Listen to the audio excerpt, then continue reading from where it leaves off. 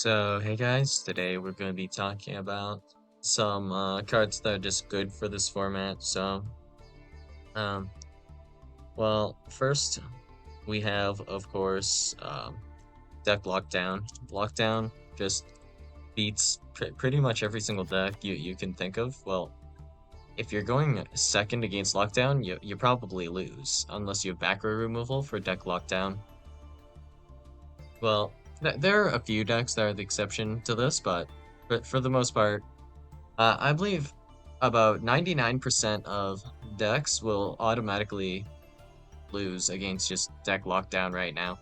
So if you are under the conditions, you cannot special summon monsters from the main deck, and you cannot add cards off rip. This is essentially Colossus plus a little bit extra. What cards or what decks exactly can actually play the game? So we have Orcust, except not really, because if we send Harp Horror off of Girzu, then what? We can't use Harp Horror effect. Well, that doesn't quite work now, does it? And then we have let's see, what happens if you're playing Kashtira? Okay, I will special summon Unicorn, and then what? I cannot add Theosis. Well, okay. Well, what about um Tearlament? Tearlament is almost playable, you know? So, we have like Tearlament's Rhino. So we normal summon Rhino, yay! And then we use effect of Rhino to make Kikalos effect. We will now use the effect of Kikalos to send Tearlament's Kashtira, which we were going to do anyway, special summon Tearlament's Kashtira. But if you mill Salik, it doesn't do anything, and Scream, it also doesn't do anything, not that matters a whole lot. The most impactful part about this, specifically against Kashtira, is that notably, or not Kashtira, no, against Tearlaments is that this isn't your whole board just activating deck lockdown. This is just a random card in your hand essentially. So of course, like straight up, certain decks cannot play like deck lockdown, like for example Vanquish Soul, because you still need to do Rosin Surge and Xiaolong Surge on your opponent's turn. But let's just say, very simply, I have just a monster negate, maybe. Like, let's say I have a Crystal Wing. Crystal Wing negate Tearlament's Rhino. Now, the only extension you really have is maybe Special Summon Sharon and get a Lucky Mill, and then get a few more Lucky Mills off of Kiakalos. Assuming I only have one negate, because I still have 4 other hand cards that are going to be either, like, Engine or potentially hand traps. So, yeah. Deck Lockdown, pretty brutal. I think Tearlaments is the only deck that can maybe play around deck lockdown a bit, but look at this. We have Avnis to 1, Shirin to 2, Rhino 3. Yeah, this is not going to be like that big of an issue.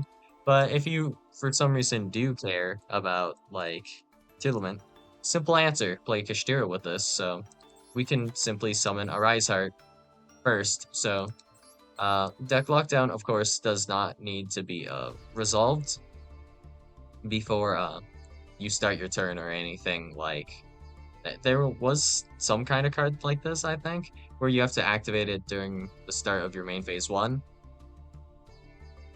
or you can't activate it at all. Deck lockdown is not one of those types of cards, so you can special summon Kashir Unicorn, go through your entire line, make Arise Heart, and then activate lockdown. So now you're under, like, this isn't exactly IO, but you cannot special summon from the deck. You have to deal with Macrocosmos and also draw, like, or Colossus, just whatever. You can't add cards. No searching. Searching forbidden.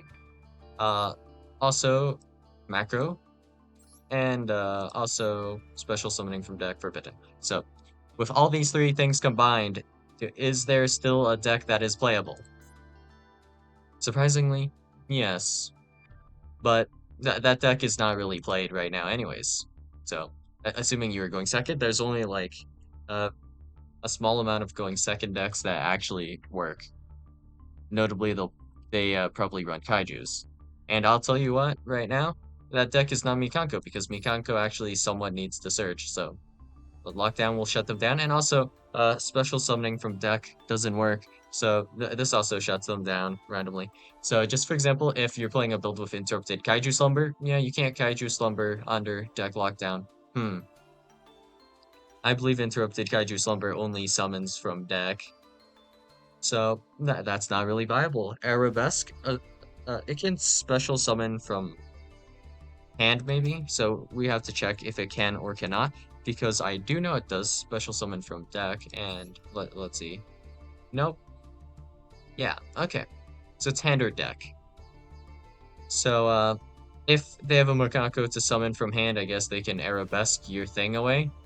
But I mean, still have to deal with the lockdown as well. So you're not searching off of whatever you summon. So not a really big deal. Kushtira Scareclaw Cash beats Mikanko down pretty bad. So you'll probably be able to recover anyways, so not a super big deal if you were against like Mikanko.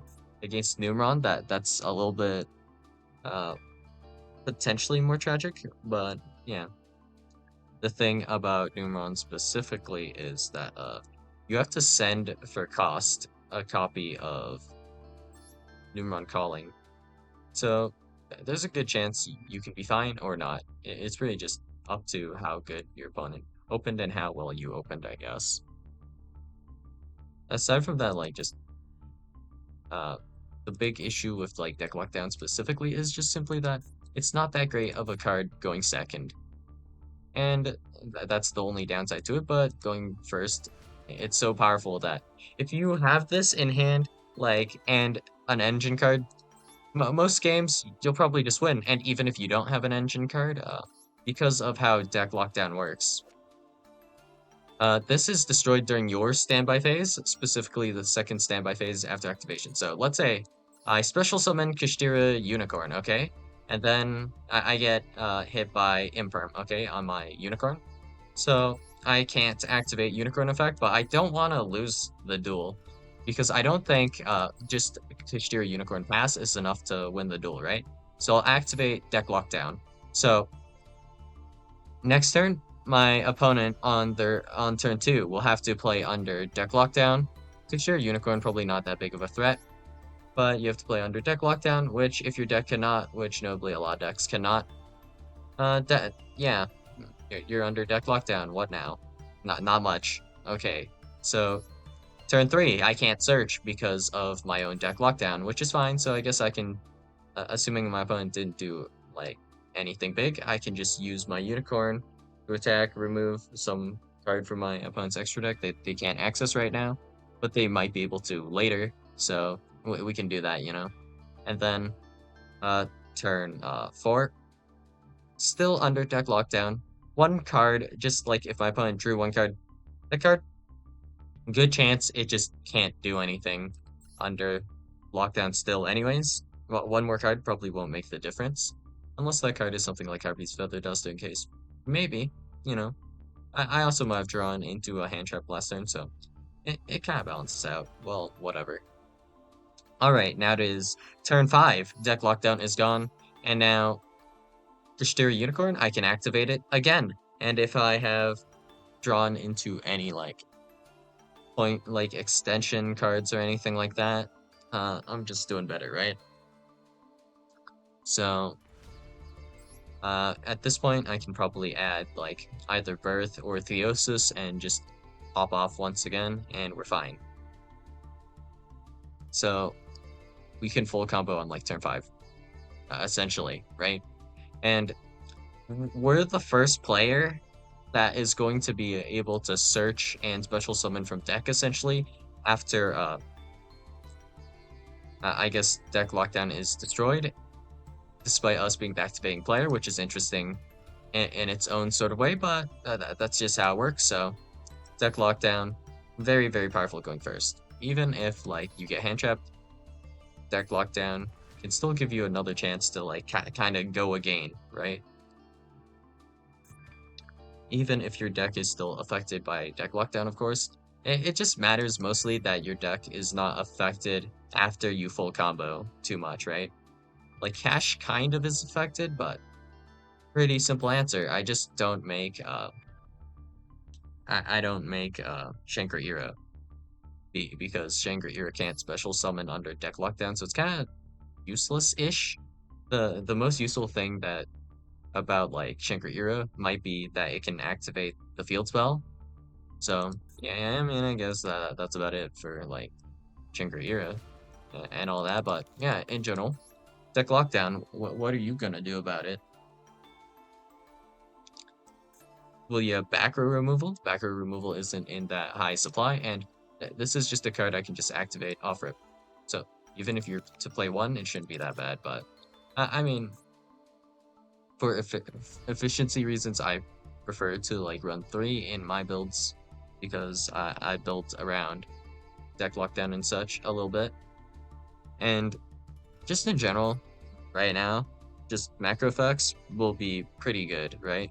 So just like, for example, Dimensional Fissure and Macrocosmos, Dimension Shifter, all of these cards are going to be good because they will completely obliterate Snake Eye. So if we just consider only Macrocosmos, right? Like that type of effect. So Snake Eye specifically, they have ways to out like something like an Arise Heart if we only consider Arise Heart in cash. If we, for example, normal summon Snake Eye Ash, we can then grab Kurikara, we can hard open Kurikara, we can open Sinful Spoils of Subversion Snake Eye, potentially. You can Imperm Arise Heart, right? But what can they do against back row, for example? Nothing. Their engine has nothing they can do to back row, so that's why back row is specifically pretty damn good against Snake Eye, so specifically kind of more macro floodgates. Like if we had Thunder Dragon Colossus, for example, you can't really Kurikara, I guess, Colossus, but Sinful Spoils of Subversion is an option. So, for example, if Via Bellstar is opened or Sinful Spoils of Subversion, you can just put away Colossus into the Spell and Trap zone with Sinful Spoils of Subversion, and that'll be that, right? There's also, of course, Infinite Impermanence, which you should probably be running at 3 in this deck. So that is like 7 cards that your opponent has that can deal with like essentially your Lightgate monsters or your boss monsters just in general. Notably with like Snake Eye Ash against like your Iceheart though, we can normal summon Snake Eye Ash and then use the, well, we can grab Kurikara and then we can link off for Link Repo, or if our opponent realizes what's going on, they might remove Snake Eye Ash themselves, and then we'll just be able to Kurikara over their stuff, essentially. So, for example, if we have Fenrir plus Arise Heart, mostly, is what we're looking at, we can just run over Fenrir anyways, so that's a little bit of incentive to use Fenrir, right? Like, you could, might as well. Just at least get rid of Snake Eye Ash out of rotation, right? So it's not in the graveyard for, like, Flamberge, I guess. And then I guess Kurikara, after tributing Arisar, can beat over Fenrir. So yeah, that's kind of like the whole deal with this, I guess. But yeah, in general, engine-wise, there are like several cards and hand traps and staples that you'll probably be running into that can stop certain things. But like if you just dead ass have like a macro Cosmos, like in an ideal world kinda, I guess you would have like some kind of deck that can run both of these and just be fine, just chilling. So if you were to set up just a negate end board in general and then drop macro, like what's your opponent gonna do about it? In a more ideal world, you might drop like a shifter, which is just unbelievably way more unplayable than macro, because Dimension Shifter might as well read, haha, I declare Macrocosmos effect for the rest of the duel. And the whole duel essentially will last 2 turns anyways, because your opponent will probably surrender before turn 3. Like, honestly, by turn 3, the game's already going to be pretty jober, you know? So, uh, yeah. Not much you can do against Dimension Shifter. Against like macro, you can like remove macro with macro removal and stuff, right? You can maybe red reboot or something, but Dimension Shifter, it's not like you can call by it after it activates on turn 1. So, yeah. In an even more ideal world for you, assuming you're going first player, I guess you activate a lockdown shifter and you can play under that, and your opponent just completely gets obliterated by whatever combo you do. But in general, if we can like macro our opponent and deck lockdown our opponents, they're both pretty good. Macro Cosmos is like more specific for certain things, but like against certain decks, Macro Cosmos doesn't do as well, so a bit iffy. Like if you want to run macro, this is just how it just depends on how much you hate Snake Eye, I guess. But yeah. Now for going second, we have just Dimension Shifter really. Everything else is just kind of RNG. So if you have Dimension Shifter, this will completely shut down Snake Eye, right? For example, and some other decks just also can't play under Shifter. Just a lot of decks can't play under Shifter, honestly. Unless it's like Stun or certain control decks. In that case, damn, that sucks. So, Ash Blossom Geospring is still okay, as per usual. So, notably, if your opponent doesn't actually have extenders, that's when Ash Blossom Geospring pops off the hardest. So, let's say we special summon Diabellstar, and then Diabellstar adds original Sinful Spoils Snake Eye, and then we try to, I don't know, probably summon Snake Eye Ash off this. Assuming you Ash this, your opponent has no like good normal summon or anything, and you Ash this, it's fine, right? Doesn't really matter. But if your opponent has kind of like a starter extender, they can probably go Hita on your Ash Blossom Geospring, and then things are looking a little bit worse, you know, but it's whatever. If Hita into Promethean Princess can make Ambler Whale, at the very least, right? So then later, when Ambler Whale gets popped, it'll summon back Hita and also Promethean Princess for pop, I guess, at minimum.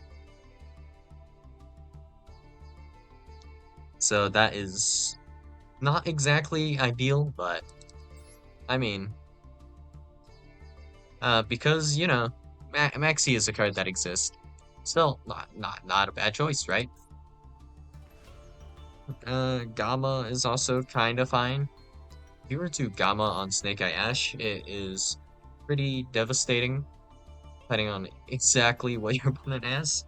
So, just for example, let's say our opponent has like this hand. So we have, for example, doesn't really matter. It doesn't have to be Diabellstar, but I guess let's say, yeah, Diabellstar plus, I don't know, Poplar.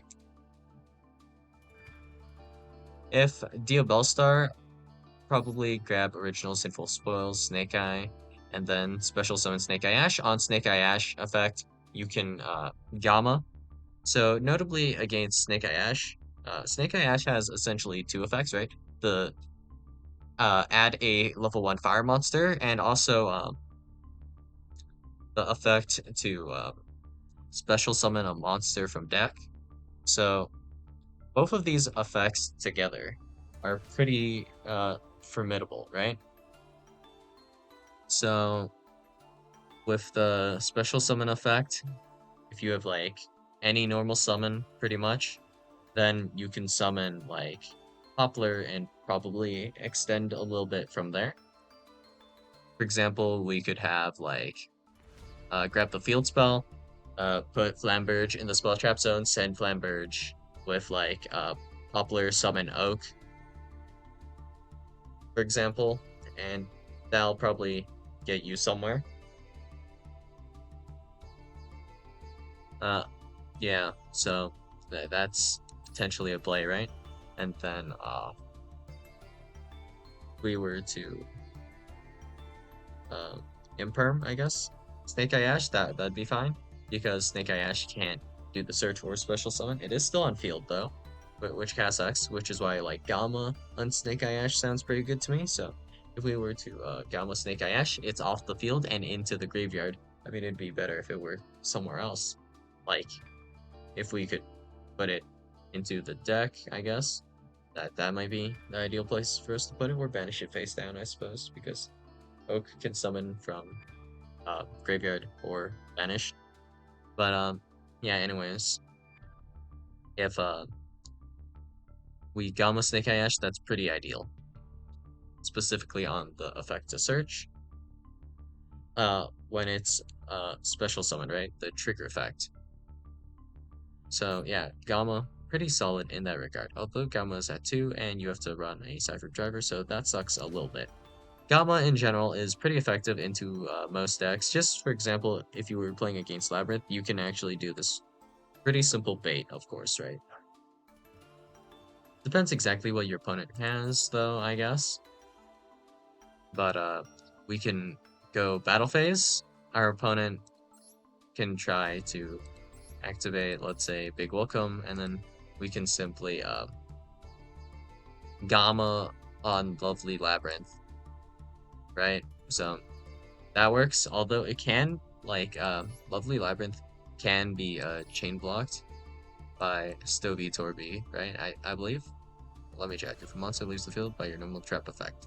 Yeah, so Big Welcome returning a card triggers Labyrinth, Stovey Torby, or Chandraclear, which can be used to chain block Lovely, but if you were to, for example, see normal summon Ariana and you were to Gamma this, then Big Welcome cannot be activated anymore because your opponent doesn't control a monster, so that also works, which is great. So yeah, just in general, Gamma will see a decent amount of mileage here, as well as Imperm. So if we were to talk about some like high value staples, I think um, these are the most high value ones for right now. Droll actually is not as good as it was like a little while ago. Because if you're running Shifter, who really cares about Droll? And Effect Veiler is not as good as Imperm because this plays around tactics. I don't think there's much you can do about like an Imperm aside from like dead ass open crossout designator, which I mean, if you do open it, good for you, I guess. But aside from that, let's see. We have Imperm, Lockdown, Dimension Shifter, Ashfall of Joy Spring. We have Gamma, and Gamma is pretty good. So, yep, Gamma. And then, well, let's see what else. In terms of like just board breakers, I don't think there are any like super good board breakers that like you would need essentially a card to read. I am literally just Zeus, send everything to the graveyard, Lamau. So, unless a card like that exists, which I don't really think it does, I don't think there's like a super good board breaker. That's pretty sad, but yeah, it is what it is, I guess. So, Super Poly apparently is decent because there is a decent target with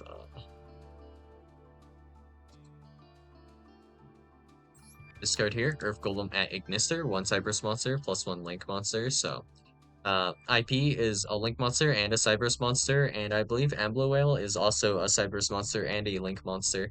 So, you can make Earth Golem at Ignister using like your opponent's IP and also their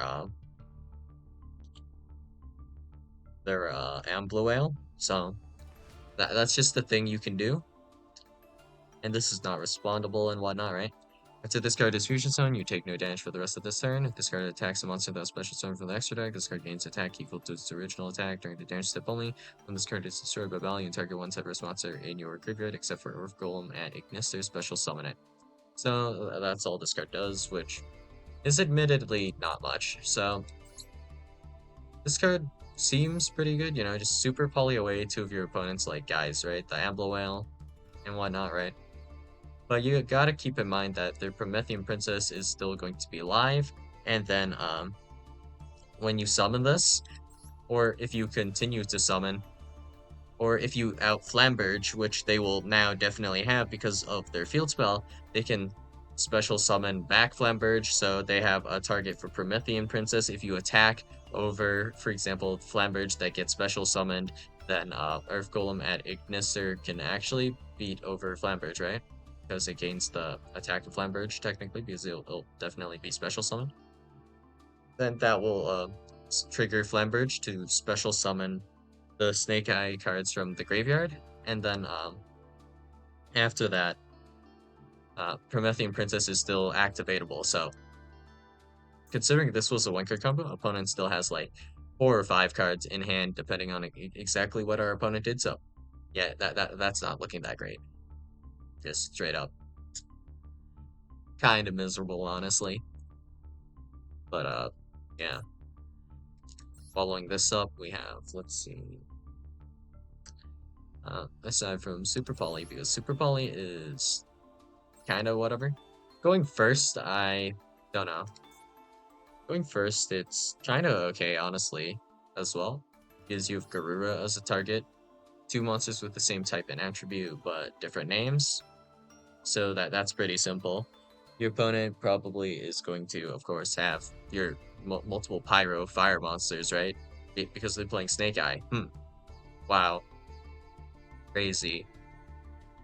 And I guess going first, you could even argue Super Poly is probably going to be better than going second against Snake Eye. Because, you know, it's just -2 guys from your opponent. Alternatively, we could look at it like this. Hey, it's just Book of Lunar Eclipse. Yeah, honestly, it kind of is just Book of Lunar Eclipse. That's literally what Super Poly is the equivalent to, more or less.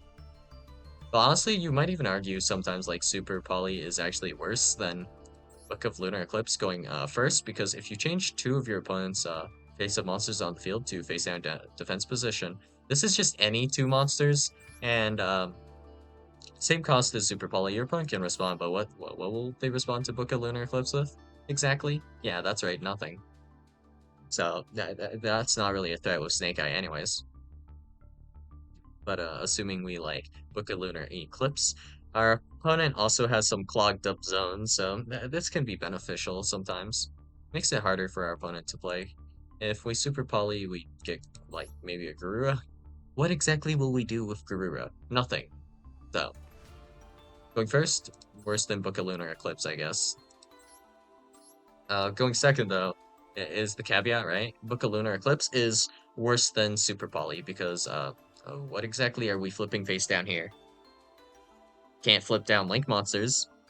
And I think that's enough said about that, right? Yeah. So, yeah, just in general, not a whole lot you can really do to hard shut down Snake Eye, aside from like Dimension Shifter. But I mean, Imperm is also pretty good. Imperm on Snake Eye Ash is pretty valuable, as well as like just Effect Veiler as well is not bad.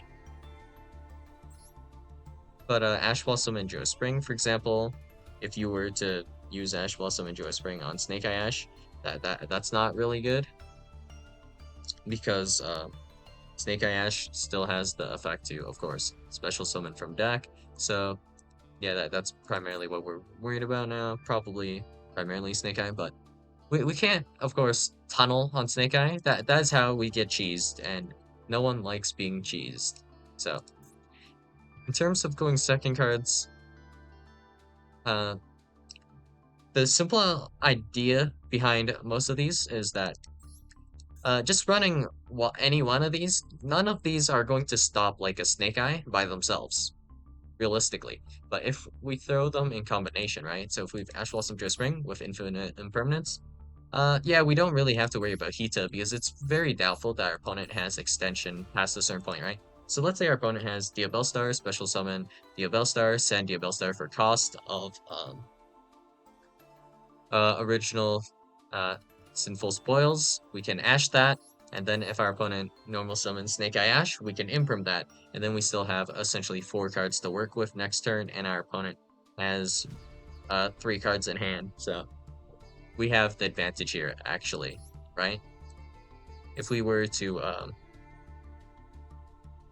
for example, Shifter, that is 1 card. So if you can play Shifter, I guess it's in your best interest to do so.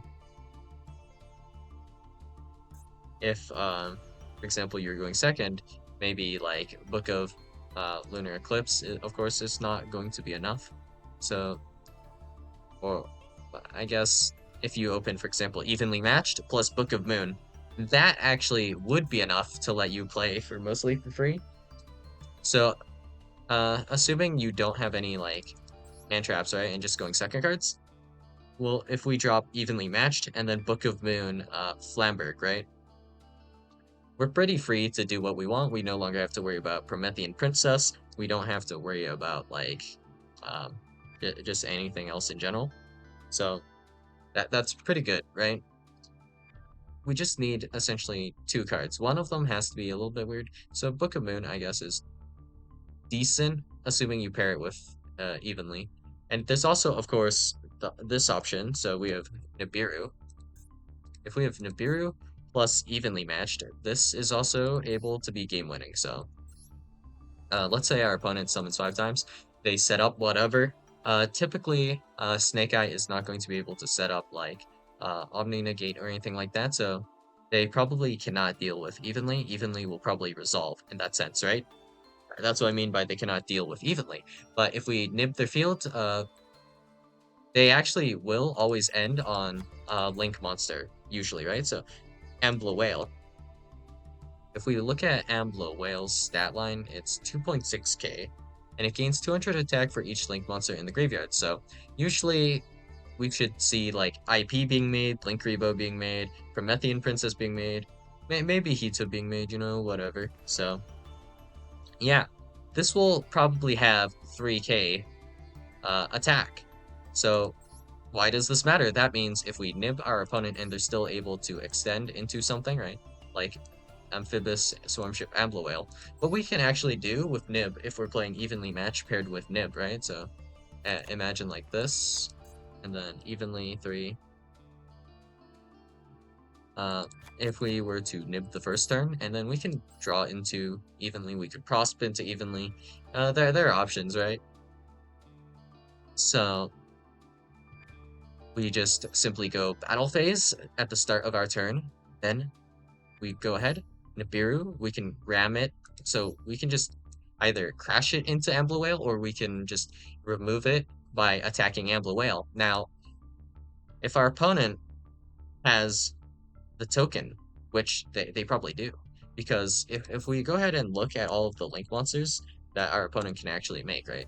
So we have Linkuriboh, IP, right? If IP was made earlier enough, they probably didn't link off the token, right? Because IP is the only point pretty much where our opponent is probably going to be able to link off the token. So Unicorn, different names. So this is possible to link off the token with as well. And then there is not much else. Promethean Princess requires effect monsters. Avlosa requires effect monsters. So in general, if after your opponent has summoned IP, you drop Nib, then they probably won't be able to link off the token. But if they summon, of course, Ambler Whale, you'll have something to crash with your Nibiru into, and if they do not summon Ambler Whale, they'll probably be firelocked by the Promethean Princess, which means they can't go into IP and whatever, right? But now, because they control the token, right? If we resolve evenly matched, let's read evenly matched, alright? At the end of the battle phase, if your opponent controls more cards than you do, which you shouldn't control anything because you just crashed or sent the Nibiru to graveyard, whatever, right?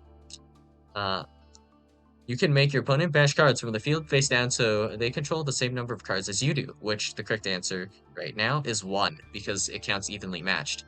Okay, so you must banish them face down. But you know what cannot be banished face down?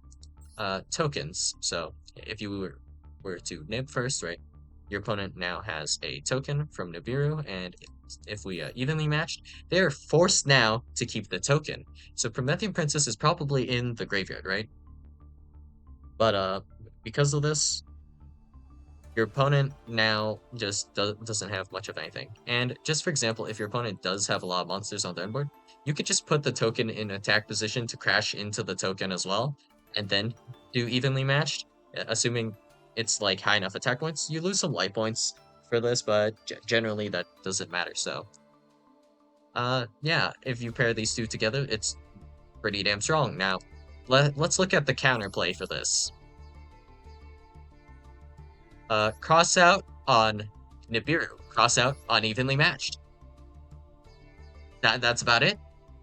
If you have anything else, feel free to share what you have to deal with like Nibiru evenly matched, because yeah, that's a pretty rough combo. So you get hit by the 1/2 here, and then boom, your whole board is gone. It's all banished face down. Probably like one of the best types of removal you could do here. If they have like any imperms they set, those are also gone. Unless they happen to play around this a little bit, but I mean, they still control a token, so their infinite impermanence is not activatable from hand. Like, assuming they held it for whatever reason. So Promethean Princess in graveyard, not activatable. They do not control a fire. The token is a light monster, and you still have your normal summon, special summon, you just lose your battle phase, so uh, in this case, your opponent doesn't get to do the snake eye searches, so you are doing much better in this case. You just simply have to set up like a board and then kill your opponent the following turn. So like 2 turns later, right? And we're solid. We are video gaming. So yeah, looking at 2 cards, uh, that's more likely to be able to stop Snake Eye, right? So best to look for cards with like synergy or that don't like hamper each other. So Droll, it does something, but honestly, doesn't do enough. So not exactly great. And we want to play around as much as possible, so Imperm is pretty great because this plays around triple tactics. So triple tactics is a little bit RNG, but it can be disgusting if your opponent, like for example, triple tactic talents uh, draw 2 cards and then they just randomly draw Poplar. That's pretty horrible for you. So yeah, Imperm pretty great in that regard. Nibiru also pretty great if paired with like evenly, right? Because Nibiru by itself actually isn't enough, despite like being enough against other decks, because like Promethean Princess pops Flamberge, and then your opponent has just stuff for next turn. And also they still have that piece of interaction, so if you can't kill them after getting hit by Promethean Princess and a hand trapper or two, yeah, then Nibiru probably isn't going to be enough by itself. And this gives your opponent a follow-up play. And also, the stuff in the graveyard they can still utilize for the most part. So, yeah, not the best in that regard. But, yeah. If we were to look at Raigeki, because of the field spell, for example, the field spell could still special summon Flamberge, and then Promethean Princess pops Flamberge, and then it's a bad time overall. Wouldn't really want to be doing that. In fact, like just cards that can mass banish the graveyard honestly aren't looking that bad. For example, if you were playing Dark World, this card seems a little bit better now. So let's see if I can find it. Dark World Puppetry, just banish cards in the graveyard. Yay. Target up to 3 cards in any graveyards. Banish them. I believe if a target like is removed from the graveyard, like Dark World Puppetry actually might not be able to activate. I think it was that type of card, so a bit miserable, but alright, I guess. Let's say, for example, we target Promethean Princess, Ash Blossom, Joe Spring, and then, I don't know, like, DD Crow or something, and then Abyssal banishes DD Crow. Then we don't banish Promethean Princess or Ash Blossom Joe Spring from the graveyard. So, a bit awkward in that regard, but yeah. In terms of going second, I don't think there's like that much that's good here. In terms of generics, at least. If we look at non-generic options, here's actually a really disgusting one. Okay, since we don't have to deal with any hard negates, here's a simple answer. Miscellaneousaurus is pretty strong, so Dino is actually pretty decent, going second, as per usual. Activate Misk. Your monsters are now all towers. They are unaffected. What will you do? Promethean Princess me? Oh, right. It does nothing. Maybe you'll be able to, I don't know, IP me. Apollosa, right? Oh, wait. I do this. I can do this before you can activate a card, even. So we can do this in the draw phase. So there's no way you could have made Apollosa. There's no way you can do anything with Unicorn either. Troubling, isn't it? Truly vexing, Well, just for example, Misk effect. Misk summon. Misk summon Anima Adorned. So let's say we summon. Wait. The related card button doesn't even work on this. What? It's not even lighting up. Look at this. This is just like a scam, bro. What the hell's going on? Okay, this works. Phaedron doesn't have anything. Oh, it was just bugged. What? Yeah, now it's all grayed out. What? Okay, anyways. Misk summon Anima Adorned. Anima Adorned can grab you a pill. Pill summon UCT. Flip your opponent's guys face down. Run over all of them. Just all of them. So, pretty close to just an easy, like, OTK from that point, you know? That is just considering only Misk. So, I'm gonna just throw this out there. 3 of Miscellaneousaurus, and then also 3 of Fossil Dig. And while we're at it, we don't just have 3 of Fossil Dig, we also have 3 of Oviraptor. So if we're looking at it from another perspective, 9 cards that can be Misk or get you to Misk. I don't know, Dino's looking pretty good right about now, and assuming you want to play going second against this, Misk effect. Enough said, I guess, right? So, yeah, that's all I got for you guys today, and if there are any, like, pretty good cards that I missed out on, feel free to tell me about it, you know, in the comments below. And, yeah, just saying though, before we end this video, you could technically just play macro in, like, MathMech, assuming you're going first, right? You just have to do your sends before you activate macro. So, if you set up all the MathMechs in your graveyard, you're just chilling, right? You can just special summon them back, and also, let's say you make, Heat Leo to draw 2, I believe, right? No, Heat Soul. Heat Soul draws 2, and you just have the ability to send Deceiveworm before you activate macro, right? And instead of sending, like, Argatum or whatever, the Cyberus rank 9, you can instead just send Microcoder and bring that back and just go focus more on that line with, like, Heat Leo, right? Or not Heat Leo, Heat Soul, and use that to grab the Omni, right? So in this case, you have Macro, Omni, other Omni, and you have your, like, MathMech stuff, and all your guys are already in the graveyard, so macro actually doesn't matter that much once you've actually already put your guys in the graveyard for, like, Cyberus. So yeah, that's all I got for you guys today, and I'll see you guys in the next video. Bye.